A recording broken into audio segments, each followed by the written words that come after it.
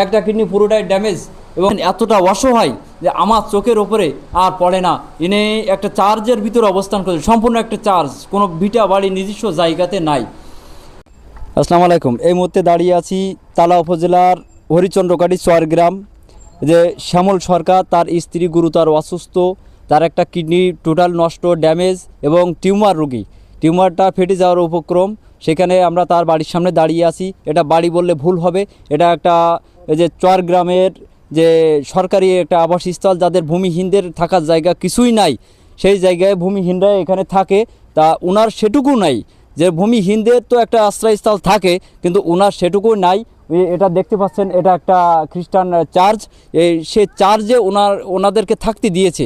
ওনাদের নাই কোনো ভিটা, নাই কোনো সম্পদ, নাই বাড়িঘর, কিছুই নাই। এমন একটা অসহায় মহিলা, এই যে শ্যামল সরকার, তার স্ত্রী এতটা অসহায়, তা আপনারা সেটা বাস্তবে ভিডিওতে না দেখলে বুঝতেই পারবেন না যে কতটা অসহায় তিনি এখানে অবস্থান করছেন। আমরা তাকে দেখাবো সেই রুগীটা, দেখি সেই সরাসরি সেই রুগীটাকে, শ্যামল সরকার তার স্ত্রীকে আমরা সেখানে দেখতে যাব যে কোন অবস্থানে আসলে রুগীটা অবস্থান করছে আছে এই মুহূর্তে।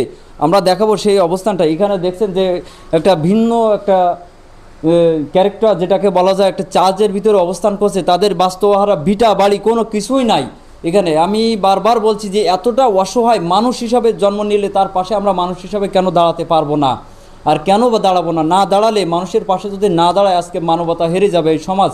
তো সেই মানবিক দৃষ্টিতে যে রুগীকে দেখে আপনারা সর্বোচ্চ সহযোগিতার হাত বাড়াবেন আমাদের দিকে।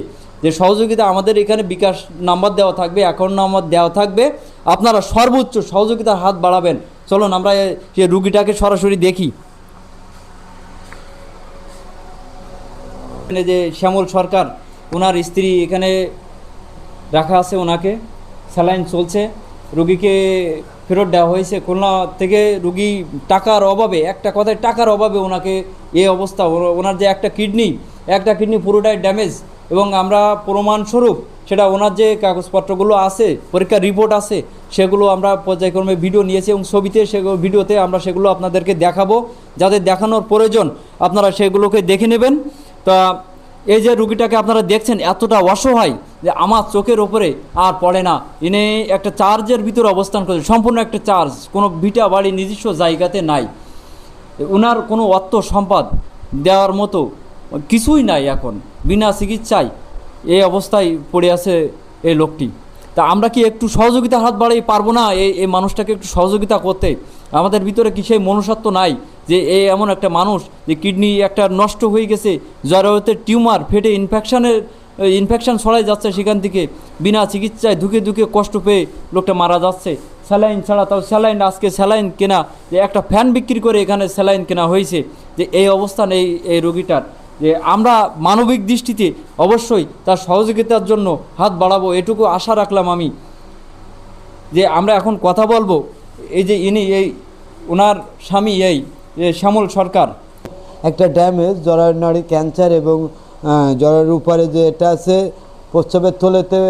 প্রস্রাবের থলের সাথে একটা কি বলা যায়, ওইটা বাইরে হয়ে আসতেছে খুব মারাত্মক অবস্থায়। প্রায় এখানে পাসপোর্ট ভিসা বা এই দেশ থেকে ওই দেশে পৌঁছতে গিয়ে সর্বমোট প্রায় 4 থেকে 5 লাখ টাকা প্রয়োজন ম্যাক্সিমাম।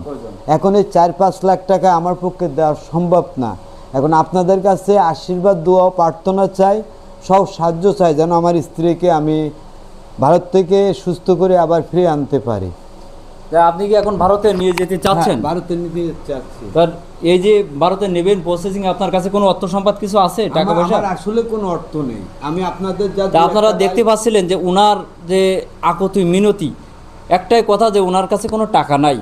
সর্বশেষ এই রুগীকে আমরা একটু দেখাবো। এই যে রুগী শুয়ে আছে এখানে, ওনাকে বাঁচাতে গেলে একটাই প্রয়োজন, সেটা হলো টাকার প্রয়োজন।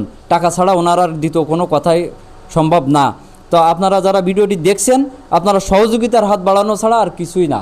এখানে একটা কথাই, সহযোগিতা করতে হবে।